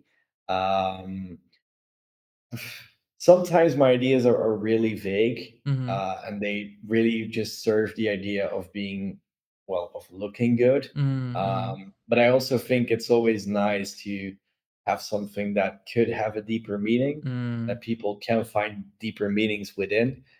And I think this was definitely one that I feel can strike a chord and bring some digging forward. I when I see this, I feel like the author is playing a game with the audience. So the game is I'm going to make to me, you selfishly, a visually appealing piece that has your favorite motifs like the moon and like the Art Deco style and like the kind of like flat concrete like from brutalism and all of these and like very minimal lighting with there's like a tree shadow. There's all these things that can allude to a story being told. So that's what I feel like is the game, but then it is very visibly abstract and has some type of like design direction and narrative direction that you then let the Yes. audience fill in the gaps. And that's kind of like, I'm going to give you this, make of it what you will. I'll just watch. Like that feels like the game that you're playing. I think that's the way to describe it. I think there's always ideas within my artworks that I find very fun Hmm. and ideas I want to explore. But in general, I think it's really interesting to have people see this piece and try to understand what they feel about it. Hmm. Um, and then just see how that all pans out. Because Yeah. obviously as a creator, you have a very specific idea, but people will always bring these pieces home to their own Yeah. lifestyle Yeah. and their own way of thinking. Hmm. I think that's super interesting because everyone is different, Hmm. and this piece will be doing nothing for certain people, Hmm. which is Hmm. totally fine. Hmm. For other people, it might be eye opening Yeah. to some degree. And that's just because a person decides him or herself to Yeah. put value into this piece. Yeah. And Yeah. I think that's also why I'm always very vague about the actual meaning behind certain projects, Mm. even though usually there is one. Mm. Um, because I feel like it's really fun to see what people would do with it themselves rather than just force feeding people what I want them to see. Let them have something that they can see it themselves. I like to imagine that some like a scenario that you would have a lot of fun, like a hypothetical setting you would have a lot of fun existing in, like as you, is like you put on a gallery show and then you put on a disguise and you just walk around and you're like you dip into like little conversations people are having as they're looking at the artwork and you're listening to like what they interpret out of it. And I feel like that would be just really fun for you. You're not adding to the conversation, you're just kind of like eavesdropping, listening. "Oh, okay, Yeah, interesting. And then going to the next group and seeing what they think. actually, Just a Gent and myself have talked about this idea that we would like to, at some point, do some form of gallery shows and actually have the artworks displayed physically. Mm, Maybe even have some as installations, that which would be we're cool. really looking forward to if that ever happens. Yeah. But like that was kind of like the mindset that came forward from that was literally like specifically, for example, with the answer is and why I brought it up. The fact that Just a Gent and I actually read through the comments and Mm. realized that a lot of people didn't actually know what the vision behind it was, but they created their own ideas, and that Yeah. was really fun to see Yeah. because it created meaning to them or they gave it some thought or put some thought in it. And I think the fact that people take the time to actually try to understand the reasoning behind it makes it super interesting. I had this piece on Spinner Records, Mm. the one, which is a music video that I did for, if I'm correctly, Carda, Lush and Simon, and Funks back then. who currently produces as Cure 97, but brilliant producer. But like underneath that video, the comments were literally like, this dude is on acid. This dude is doing some really weird things. And then people started bringing in demons, and it went really far. Like, it's really interesting to just see how people create their own story if you just don't force feed it, Yeah, if you don't give and them, they really fill in give the them blanks. some food for thought. And Yeah. I think that's really interesting. And I definitely played with that a lot in the last few years. Well, that's good to know. So, like, if fans of your work out there or fans of Just a Gent's work, knowing you guys are working together, I don't know if you're saying this. I might be putting words in your mouth, but you would encourage like fans to speculate like what the artwork is about or what the story behind the artwork is, because more often than not, there is some meaning behind. Yeah, absolutely. I will say that that is definitely the case. That's good. Um, that's always, I think, the biggest compliment if people actually take the time to sit down and just try to understand the art that you've made. Yeah. Um, Yeah, I think on like a I guess a social level, it's like they're reaching to communicate like with the author, with you. And true. if they do hit on something that you did intend to be there or that you do want them to catch on and interpret, then there's a bit of a connection now between you and that commenter or you and that audience member, which can be kind of unique, like a very unique, like little, oh yeah, now you and I are connected in this very specific way through this artwork. Dude, thanks for showing all that. That's always really cool. I always had suspicions about how some of these artworks looked behind the scenes and in Blender, and some of those suspicions were like correct, and then some of them were like, oh, it's you're using like even like you're doing more than I thought you were doing. Like for example, making all your own assets and textures. Like that's always cool to hear that. So thanks for showing all that stuff, dude. Now I know how everything is done. Now I can steal your secrets. Yeah, I think I always really loved doing as much as I can myself. I definitely use textures that I download somewhere Mhm, else. mhm. But in general, I always try to make them my own. Yeah. I rarely just use a plain texture and then just drop it in. E Um, because I think it's really fun to just play with values, change colors, that kind Mhm. of thing. Yeah. Um, Overlay them with other elements. I think that's, for example, also something that I've done on Gates, which is also one of those pieces that I had a ton of fun with making. Like, this one Oh. was super fun to make. Just going to drop off the. Mm. I always wanted to do something with portals, and then I really wanted to bring in this very old fashioned style, which is something that I always tend to like. Art Nouveau, Art Deco. Yeah, it's like a bit like neoclassical. But this is yet again like playing with textures, because the texture here is Oh, obviously just wow. the downloaded one. But Okay, then I when I see. played with some edgeware, played Mhm. around with the colors a bit, yeah, that made this piece really work very well. And then obviously there is a Is the portal just an image? Is that like a procedural texture? How's that? no, that's also completely procedurally Mm. done. I think it was based on a tutorial that I watched, and then I Mhm. just played around, and I switched it up quite Mhm. heavily. Have you ever played, Yu-Gi-Oh? Or have you ever seen I Yu-Gi-Oh? uh, I tried it a bit, but yeah, Did there's definitely, I know what you're aiming at. The back of the cards. Yeah, yeah, yeah. Uh, That's the first thing my mind went to, and I was like, "Huh, I hope he knows what I'm talking about here." Oh, that's cool. yeah, so that was a super fun thing to make, actually. Oh, man, that's such a Um, cool effect. Wow, that's mesmerizing. and I think the tutorial I watched made it a bit less detailed, I would say. And then Mhm, I just started experimenting a bit further, and then the red came in to offset it a bit. mm, Um, so a lot of what I do is just playing around, really. I wouldn't say that in general I always have a very good idea of what I want to do with a mhm. piece. But at the same time, I also realize that there's a lot of things that I experiment with along the way. because I always also have a version of this one where there's a moon flying between two Mm. portals, actually Oh, moving wow. from one portal to the other. Oh. Um, so that is stuff that I really had a lot of fun with.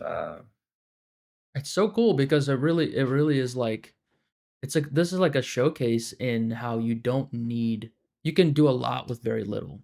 Like that's the big thing I'm I taking think away from a lot of your work.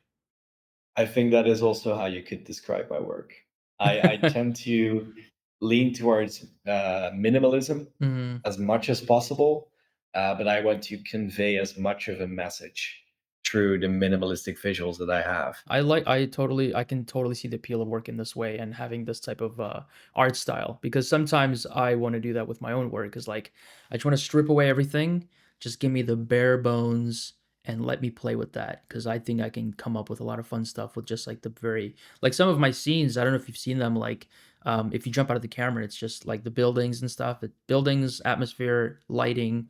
There's nothing else. Maybe there's a little Yeah, detail but of a character, a car, a focus, but it's like you can really communicate a lot with just like lighting, composition, maybe one key element, but you can really do a lot with that, and sometimes I think it's fun to work that's what that I way. tend to do as well, Yeah. because like I've seen a lot of projects with a lot of downloaded content, and that's something that I don't tend to do as much. Mhm. Also because I have this dilemma with myself that for me it wouldn't feel like I it's my art piece. Yeah. Yeah. I think that's the main reason why I tend to work a lot with my own procedural textures Yeah. or really tweak textures that I download as much as I possibly can Yep. Yep. to really make them my own, Yeah. because I feel like you're kind of making it your own. Mhm. Mhm. But if I would do too much downloaded content, it wouldn't really feel like something that I would have done. You know, what's Um, interesting is that I'm the same way, but for a different reason. So like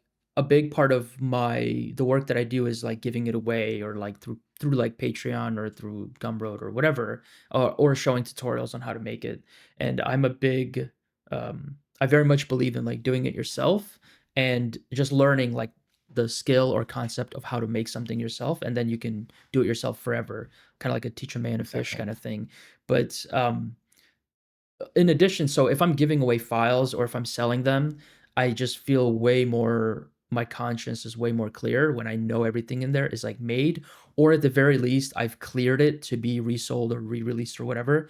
But that still kind of rubs me the wrong way, and I try to make everything myself if I can. What I think is the most important part is just trying to make something your own and do as much as you can yourself. Yeah, because then you can just reuse it Because a million times and you can recycle it. Like and even you're learning along the way as well, which is the most interesting part. I think Most likely is just that literally being what drives art forward is yeah. just learning along the way. Yeah. One thing that you mentioned earlier was like how you were showing Just A Gent artwork and you pulled something super old from your archives and you're like, "What about this?" And then you can use that. So the cool thing about kind of making things your own is that you own them 100%. So if you want to bring back an old idea from 5, 10 years ago and release it, you have all the rights to do that because it's completely yours. It's completely, original. So it can have a even if it doesn't have a life today, it can have a life 5, 10 years from now because, it's always there. It's always usable. Yeah, because I just looked it up. The original idea for Stardust was made in 2023. Mm. So it's an artwork that's basically 3 years old already, Yeah, and it yeah, just saw the light of day right now. So that's kind of the thing, yeah, is that, I tend to make things and then I just give them some time, yeah. and then, they tend to find their way out in some Mm, way, mm. at some point. That's cool. That's Um a cool exercise. Just make stuff and then maybe it doesn't have a life today, but it may have one in the future. But just like the comfort of knowing you have like I have a whole library of stuff I can pull ideas from. It definitely can also help with like creative block, for example. Yeah, and the nice thing in my case is because my art is so minimal, actually creating the main drafts goes really fast, Mhm. just to line out, because I tend to do that a lot with people like Just a Gent, is actually just showing them either a rough sketch of the composition that I have in mind, or just really quickly modeling the entire scene Mhm. in clay mode, basically, Mhm, and mhm. just showing it like that with lighting, and getting a bit of an idea of what I want to do. Yeah. Um, and the nice thing is because my scenes are so simple, it means that I can do them super quickly. Right, right. If the idea doesn't work, I can land it in a file, save it for something else. There's artworks that I made for Just a Gent that he was like wouldn't really fit the stuff that I'm doing. I've stored them. They might go out as personal pieces. Yeah. I might show them to someone who's like, "Yeah, I really love that. Let's do that." Mm, Um, and that's been a lot of the stuff that I've been doing over the past few months. Really mm. is just really looking into the old stuff, seeing what's cool, bringing elements from those pieces back into new pieces, Yeah, and then just yeah, building a lot of new art from that, and then obviously at some point also just completely new things. And it's sometimes really inspiring to either just dive into your old stuff yeah, or just get ideas from them yeah, or yeah, just taking things out even and yeah, putting them into new artworks, yeah, because in the end there's elements that you can use in so many different ways and they would still feel very new. And I think that's just interesting to yeah, just have pieces that you can just lay aside for some time. yeah, Say like it's not the time to finish them right now, yeah, and then just take them a few years later and flip them into something super epic. yeah, yeah. Um, I think we're at a good place. I think we're at a good place to maybe like start wrapping up here. But I want to like ask really just one last question for you. Something you mentioned earlier was that you want to scale this up. You want to do freelancing more on a bigger scale. So what does that look like? I mean, how do you go like from where you are right now and what are you imagining when you say you want to scale it up? well, at first, I feel like a lot of the pieces that I've been saving for the past few months can go out, even as personal Mhm. pieces. I think in the past, I was really focused on numbers, but to be honest, at some point, they just don't make sense anymore. So I'm like, you know what? Let's just drop them online, see what they do. And that's been a big change because over the past few years, as you mentioned, I didn't really tend to put my stuff online Yeah. all that much. Well, not by myself, other people did it for me. Yeah, yeah. Other than that, obviously, there's Just a Gent, which probably the biggest package of artworks that we've done together since the album. But there's a lot of really fresh stuff, really new stuff.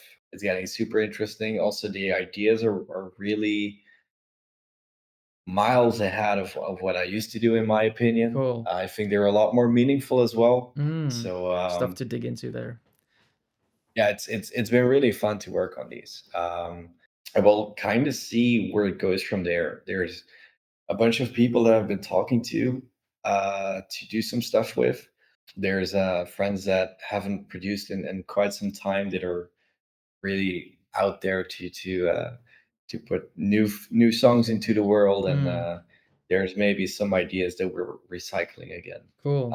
or bringing back from the dead, really, because Mm. they've been on the hard drive for really long. Mm. So, you got a lot of artwork, but you're basically saying, like, "I have a lot of artwork coming out, so I wanna get comfortable with, like, posting of the artwork on your own Yeah, socials because that's gonna be happening whether you want it to be or not, because just, like, yeah, I think the people you work with." Yeah. that's the main thing. But right now, I'm in this headspace that I have an entire folder with over 100 drafts that Jeez. I'm just wrapping them up one after the other. So yeah, it's just stuff that I've accumulated over months and years. Stuff that I feel I'm now really confident with the art style that I have, Mhm. especially the actual technical skills are there, which Mhm. is a big thing, Yeah. to actually make them look the way I want them to look. Do you wanna scale it, like, in the sense that you're going to work with more artists, like, in parallel, or just that you wanna get comfortable with posting being active online more as an artist? I think both, to Okay. be honest. I definitely think it's time to scale it up a bit more. It's also just fun to play around with new concepts. I know that I've designed a couple of logos as well, which is something that I really want to get into again. Yeah, that'll be cool to see that Um, when that comes out. And then the big thing really is that currently I've been releasing a lot of my stuff under just my own name. Mhm. Um, but there is a brand I've registered um, that I'm super excited to start working on, Cool. and that will be like the future home for everything me, I will Nice, say. nice. Um, yeah, that's also the brand that I want to use to expand in the future. I've always said that a lot of the stuff that I made would work for installation art, for example. Yeah. So that's stuff that I'm really interested in Wow. trying at some point in the future. Um, and then actually something that I'm really curious about is like uh, home deco stuff. So I Like, even like design interior d chairs and stuff. Oh, Yeah, okay. interior design. So that's something like in my studio that's totally not obvious because my studio is blank as hell. I'm not gonna lie about You have a that. plant on the floor. Yeah, and a cabinet with my vinyls in there. Obviously, this one is the Hey, most you gotta get important that one. signed. You gotta get that signed. Oh, there is definitely. You can sign it yourself, first of all, and then he can sign it. A I little don't know. note. That's cute. What does that say on Yeah, there? turned out so beautifully. Thank you, mate. Oh, that's So, nice. yeah, this is probably like the closest I've come to actually like physical pieces, Yeah, which is yeah. obviously this is everything will be okay. This is the archived Archive, yeah. companion art. Um, Ah, that's cool. like this is a proud moment. This one, That's very super cool. exciting. Yeah, and there should be more art on the wall too. Yeah. But that's stuff that I haven't been able to do just yet. I've just been grinding on my own stuff. Yeah, man. Uh, it's this side is cool. Yeah. This side is not. Yeah, yeah, Like yeah, that's yeah. kind of the vibe you're getting. Yeah, and I mean, Yeah, no, it's I think it's worth mentioning that, like, you didn't like, you got a camera, you got a mic just to record this with me, so I super appreciate that. I really yeah, appreciate you uh doing, first of all, this, which again, this is I don't know. Have you ever done anything like this? Like, you don't really have a presence online, so in a way, this is you opening that you've shown even like the behind the scenes, be under the curtain, the edit mode of everything.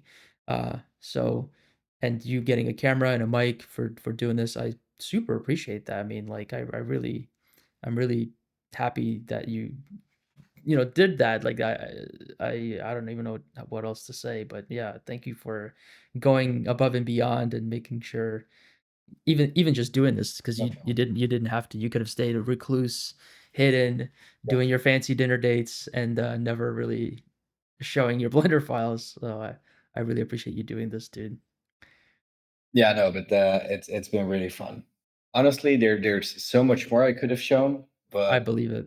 we'd be here for hours and hours Yeah, and yeah, yeah, hours. yeah, yeah, and Um, I can tell your voice is getting already, like, I'm sure this is a lot of talking, so honestly, I've I been think we can wrap up, we can stop here.